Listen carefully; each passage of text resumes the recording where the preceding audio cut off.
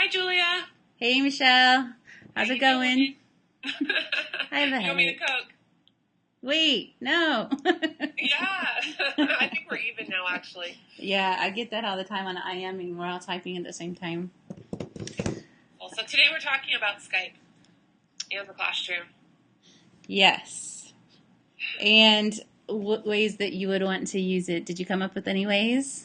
Well, I came up with a list of a couple ideas that I thought would be useful. Parent-teacher conferences. Parents can't always make it down after school hours. They're working extended day, traffic, distance, etc. I thought that would be kind of cool to be able to and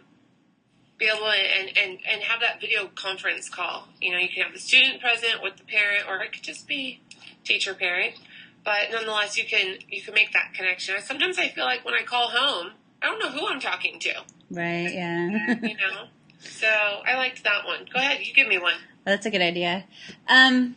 With using it in the classroom, my idea has been to have someone in my contact list that I can, when my kids say, when am I ever going to use this? I could call different people. Like my brothers two of my brothers are engineers, and I could just call him up, and he has his own business, so it's not like, he could just pick up the phone for a second and say, oh, I just used Trig today when I was doing this or whatever, And my other brother's a lawyer. He would be a little bit harder to get a hold of, but he uses it even in because he deals with property and real estate, so he still uses math and trying to prove his client's case and all that kind of stuff. So I was just thinking of having a list of contacts that I could just call up at a minute's notice, or else set up a time where they could tell my class things that they don't take my word for it.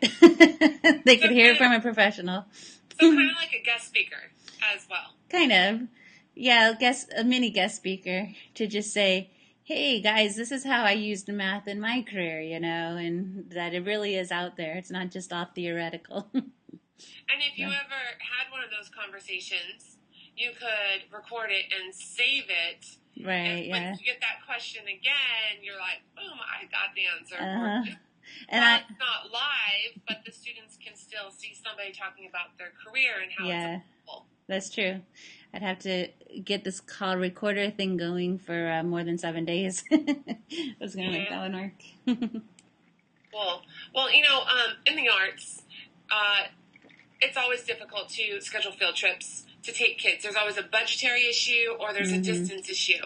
And so I was like, oh, well, maybe I could schedule field trips into other artist studio. Again, making those connections with other colleagues that I know in the field that are working and thriving as artists, or maybe to, the various directors. There's a couple different art and ceramic museums and galleries around where, I could just bring them into the classroom, and students could ask the other artists questions about technique and style and how do you solve this problem, or where do you get your ideas? Because one of the things students struggle with most is the creative part.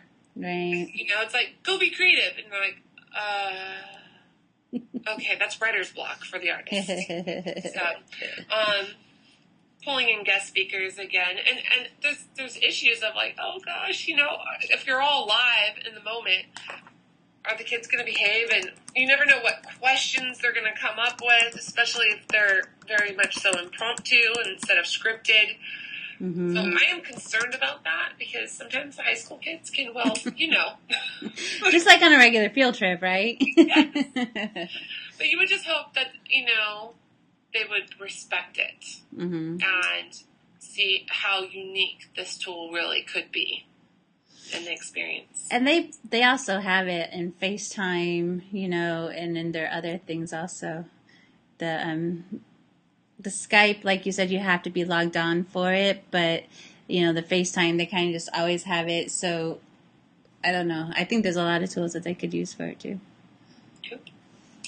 Another idea was if kids are absent, because in my math class especially, if someone's absent in English or in history, they'll say, read page such and answer the 5 questions or whatever. But in math, it's always something new. It's something that needs to be explained to them. There are very, very few that can look at there's some, but very few that can look at the example and say, okay, I figured it out. So like, if whether I made a recording of it for people who are absent, or if, like one of my students logged on to Skype and made a live recording for the person who was sitting at home, was logged on and was watching the examples being done or something like that. It's not something I want to make a habit of, but I think it would be helpful for some people. I agree. So. Again, my content area is that where demonstrations go on, and if you're not there, you missed it. Right. There's no rewind button on a live demonstration. So being able to record it and then play it back, or have a student logged in and a Skype session going on. Maybe there's a student that's on extended medical leave, and so they're on independent study, had a surgery or whatnot. They could still get the information. A lot of the times I have students that will have their parents or guardians come in and get supplies and materials to work on their assignments later at home. Oh, I just saw an IM come in. Yeah, exactly. It could be useful that way. Yeah, definitely very useful. Yeah, I was just typing out the ideas we talked about. I said my ideas. So I could type out what I thought or what I remember your ideas to be, or else you could type them.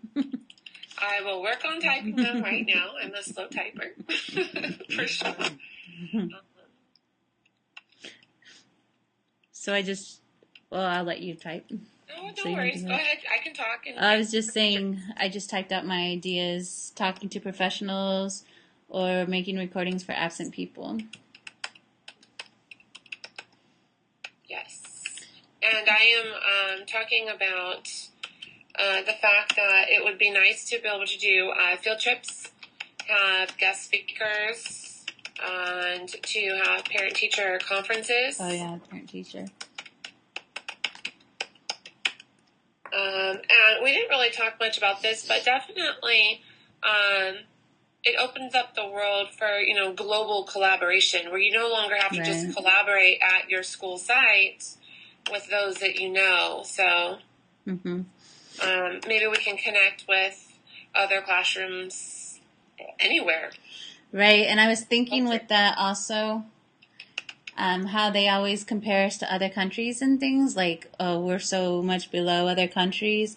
And I think there's other factors, but it'd be interesting to let my kids at their level Skype in with like an advanced class in like Japan or something, like see the difference and how respectful they are to their teachers over there, like in that culture, and just, see what it. Is instruction like? Right, or see what the teacher, like, if the teacher's doing anything amazing, or if it's just that the students are field trips. Yep. Or if the it's just like if the students are more respectful or more trying to learn, what kind of the environment would be. I just think it'd be interesting for my students to like interact with that kind of a thing, because they probably never have seen other cultures, in the classroom. Definitely. And maybe they would learn to appreciate what they have as a result. Yeah. They have a teacher that makes them laugh sometimes. Sometimes. I told them today if I found any of those little pieces on the floor that I was talking about, that they would lose a bazillion points. Bazillion points. So the floor was clean. Awesome. Awesome. Well, some of the ideas that I had that I listed for using Skype in the classroom came from a website that I discovered in Module 1. And so I'd like to share that with you by sharing my screen. Okay. And we'll go ahead and start that. Can you see it now? Not yet. I'm actually going to access. Can you see? Yeah, now. Yes. Okay, so I'm going to go to my library and have everything kind of filed here. And the article I wanted, or it's actually a blog I wanted to take you to, was 50 awesome ways to use Skype in the classroom. And I thought that this was an interesting blog because it had lots of different ideas of, students talking with authors. I thought, oh, that's so cool. In elementary school, like, wouldn't that be so neat to be able to talk to an author about something you're reading, or even in high school, I don't know, video conferencing. There's just all sorts of different field trips. I talked about that. After school help, so we could do tutoring. If a student just needed you to re-explain that math technique, quite possibly, or a procedure. What's the formula? I don't understand. It's not making sense. You could do interviews, guest lectures, and then different ways of promoting community and whatnot. So I liked a lot of these. I thought it was pretty cool. Yeah, so what I was going to do is I'll send this document to you, and I'll share the file. I used this extension up here. This is the Save to Google Drive extension, and if you record it, it'll web capture either just what's on my screen or the entire web page, what I select. And I'll send that over your way. Alrighty. And we'll stop sharing now. And make sure I got it. You send it to the APU, right? I haven't sent it, but I did just stop the sharing. So we should be back to just our pictures. And I'm grabbing our file for us now.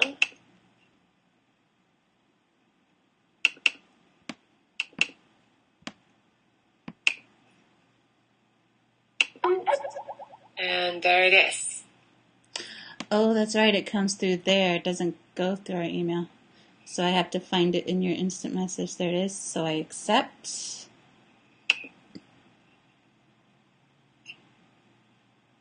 It's downloading. Seems as though your image has frozen at this time on my screen. It could be because my computer is busy downloading. It's acting a little bit slow. Am I still frozen? Yes, you are. But you can hear me? But I can hear you just fine. But it's not my picture? It's my face? I'm back. Yeah, I was just notified that the file transfer has been completed. So it should be there. Okay, so then I can open it from here and then save it wherever I want? Yes, that is correct. That way you can kind of go back and look at the website and review the blog and any of its resources, and maybe they'll be helpful and inspirational to you in the classroom. Cool. Hold on, I'm doing save as. I'm put it just on my desktop for right now. One of my favorite extensions, though, that I have discovered is definitely Save to Google Drive. Because when I find a website and I'm like, I don't want to lose it, even though I bookmark it. Even though you do it in Digo? Yeah. Well, yeah, but I mean, if it's if there's imagery or something that websites change, information changes, they're not always accessible. If I want to cut and paste and put it into a curriculum page or whatnot, I can. Oh, yeah. Students can take a portion of it. It's like because it'll save it more like a PDF. Yeah. Because you were saying it'll save it like a PDF. Yes.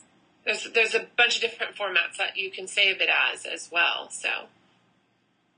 Cool. Sorry, I like doing this. Are you organizing? Yeah, I was just saving it and thinking about what I should share with you. So have you used any of those or tried to? Or yeah, some of the links are broken and the web page is no longer available. Oh, okay. But even just reading the little synopsis of what it was about, I thought was helpful in just coming up with ideas of how to incorporate this tool in the classroom. As we discussed earlier, when I stayed late one day at work, it was, unfortunate that Skype would not work. Oh, yeah. On the network. That of my district, they have it blocked. And I found out that they don't want me using Skype. Only Google Hangouts. And I'm like, can we fix that? Guys, I'm going to be using this from time to time for my program. So I've gotta. I'll get back to you, Michelle. That's what your tech guy said. Pretty much, yes. Yeah, that day it wouldn't. My computer my school Wi-Fi has been down because I found out that it's because one of the teachers gave away the password to some students, and so like it's getting messed up for everybody, and so it's just been a big mess. Do you guys have separate Wi-Fi networks for students versus faculty and teachers? Yeah, well, they didn't have it for students, but now apparently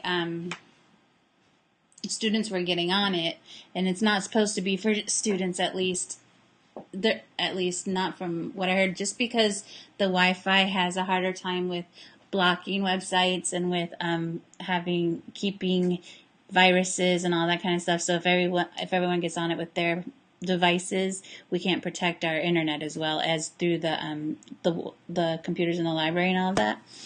So anyway, so I haven't had Wi-Fi in my classroom since Monday, or actually last week. It was starting to get messed up. So I can't do much from the classroom anyway, but that's okay. I can come home and do it. I usually am staying late firing the kilns. Oh. So while I'm watching the grass grow, I'm doing homework. Cool. Or lesson planning or something of that nature. Senior class stuff, or I don't know. Cool. Are you ready for me to share something with you? I am. What you got? Let's see. I just am showing you something from the last week's lesson on Skype, where share your entire screen. Start. Where I went ahead and signed up for that teachers in the classroom. Okay, so what are you seeing right now? Are you seeing I see yourself? Me. Okay. Let me move over to this. So now do you see Skype in the classroom? I do.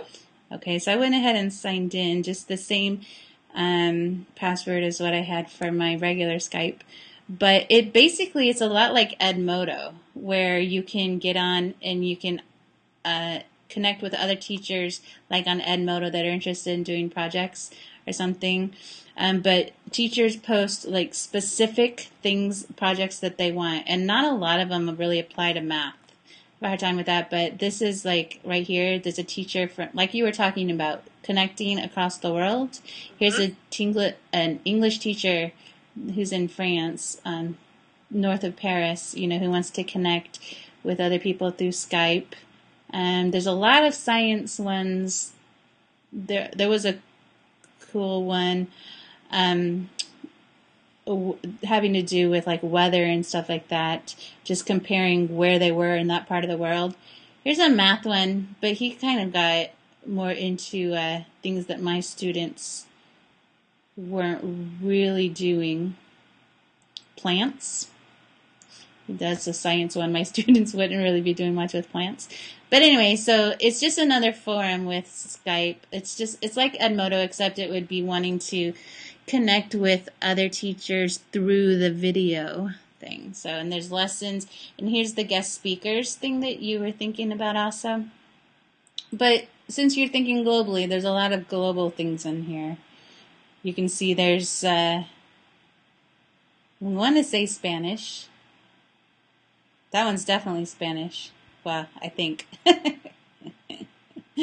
Con flores. That's Spanish. That one has to be Spanish. So, anyway, so there's a lot of those. Oh, niños. I recognize that one. The children of. But, I am not bilingual. This is of the world. The creation of the world. Oh, look, and it has God. It's like not an evolution one. It's religion and philosophy. Interesting. And then here's like ideas for guest speakers, and there might even be people that are offering their services as guest speakers, and maybe the whole idea of the field trip via Skype. So anyway, that's my idea. But to share a file, I wanted to show you. Okay, I'm going to end my screen now. end screen saving. You just go to the plus sign, right? Yes. And stop sharing. I actually had explored that area that you just were sharing. Oh, really? And I typed in ceramics, and I was like, I'm not going to find anything. I did, and I was like, yay! And there's a guy that has been working as an artist for 35 years as a ceramic artist, and it's like, yeah, I'm open to totally doing tours and answering questions and talking about kiln repair, and I'm like, oh, resource. He was under the guest speakers tab. No, he was just a future teacher, just a fellow teacher. He was under the teacher in the classroom, and he was right there. Let's see, under I don't know, it was home collections. Oh, Skype lessons didn't have it, but no, I put teachers and I put ceramics. There's all kinds of stuff. It was just, I don't know, it was so cool. Oh, that's cool. Do you think you'll ever have time to do that in your classroom? There's always, different moments here and there, and students always have questions, like, oh, what's your studio look like at home weeding? And so it'd be fun to even just record a session at my studio at home, and it'd be like, this is what it looks like. Oh, yeah, that's true. Kids love to see that kind of stuff. I really want to make videos, instructional videos. I think it'll be fun. I hope we get to do that sometime in this program. Hint, hint. I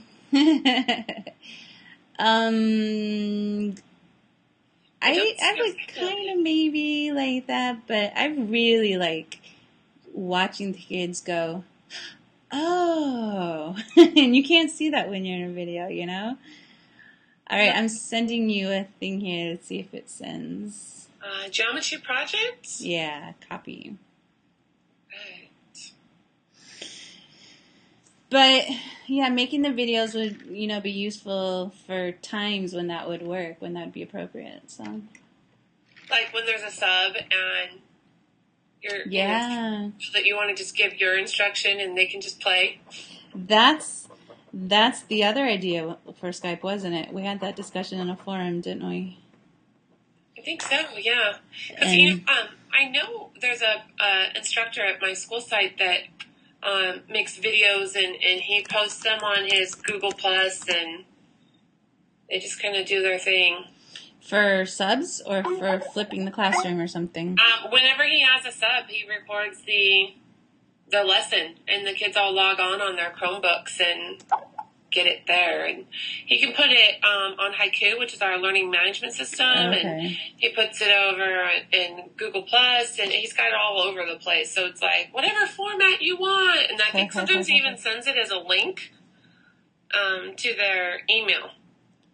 Oh. Because we have class set groups of emails, so you can send out to just period 1 and 5. Okay. You teach different subjects or courses, different periods. So you guys have Haiku, is that like Sakai, kind of? Yeah, kind of like Sakai. Yeah. Summatively. And I think I posted their URL somewhere in one of the forums. I can't tell you which one. Here, I'm going to send you a high five. You ready? A high five. Oh, there he is. He's so cute. Oh, you're using all the emoji things on the side. Did my document land? Doc unit? The document that I sent you? You should have gotten notification. I did download it, and it gives you notification? Yes, you should have gotten notification over a window should have popped up. Okay. I was probably too busy with the emojis there. Yes, and I did get it, and it dropped it right over into my downloads file. Oh, and I see some cute artwork. Okay, what you're looking at is I give them a list of shapes that they have to incorporate: trapezoids, parallelograms, rectangles, circles, rhombus, kites, and they have to find a way to turn it into an overall picture. But then they have to use the graph paper because they have to calculate the area and the perimeter of each one. And I find with those projects it's pretty cool because I'm going to share the screen just for another second so that whoever's watching this recording can see it also. Are you going to show the San Francisco Bridge one? Sure. And I really like the Titanic one. Have you seen the Titanic one yet? No, I'm going to go back and scroll. Let's see. Oh, yes, Titanic is quite nice. And the fish. They, yeah. And they have to figure out what to do. Like, see this ear right here? Yes. The length of that diagonal, they always want to just call it 2. And I tell them, how can that be 2 when this one is 2? So they have to find a way to deal with that, and it's the Pythagorean theorem. And it makes them understand why the Pythagorean theorem is necessary, and it also makes them realize really how to use it. There, that bridge one? Yeah. This bridge one was actually not a geometry project. This bridge one involved more algebra because I had them use point slope intercept, or slope intercept lines right here. So it's more like they incorporated lines with the bridge, but I like how they made the little reflection on the bottom. But the Titanic one was the cool one. But they incorporated the different shapes. Yes. Anyway. So I just thought that was a fun thing to share. It's not really Skype related, but cool assignment. I like it. I do those. I always do those during the testing weeks when they're so burnt out. I don't want them to have to like learn a whole lot of stuff, and so I just make this project do over like the 2 weeks of testing, so they can just work on it in class and color it in class and ask me all the questions they want and that kind of stuff. So we're going through testing right now. I understand. You are? We just finished ours. Yeah, our window just began this week, so. Wow. Well, not our complete window, it's just when we chose to, as a school, do it. Is it for the practice, the new practice ones, the SBAC? Yeah, they're doing SBAC. So they're doing the practice run, because the SBAC doesn't, that's what we did too, yeah. So, cool. Excellent. All right, Skype in the classroom. I got my checklist done. You have your checklist done? I think so. Oh, did you type something? I didn't see it. I'm trying to type. Oh, cool assignment. I am a slow typer. I make so many typos. My fingers are just like, I don't know. Maybe it's because I have arthritis. Do you? I do. Have you been cracking your knuckles? Pardon me? Have you been cracking your knuckles? Well, I work with my hands. Oh. The clay, and today I spent 6 hours on the potter's wheel teaching and showing, kids what they could do with the clay. 6 hours. Wow. We're making hollow forms, and we're in the more experimental phase instead of making the traditional form. Wow. What new things can you do? Yeah. My hands are tired, but no excuses. Every day I type, there's issues. So I go back and edit. My fingers just, my fingers move faster than my brain sometimes, so I have to, keep them in line. But okay, well, I'm going to turn the recorder off now, but I won't say goodbye until after we've turned off the recorder. So, all right. I guess we'll just close off the session.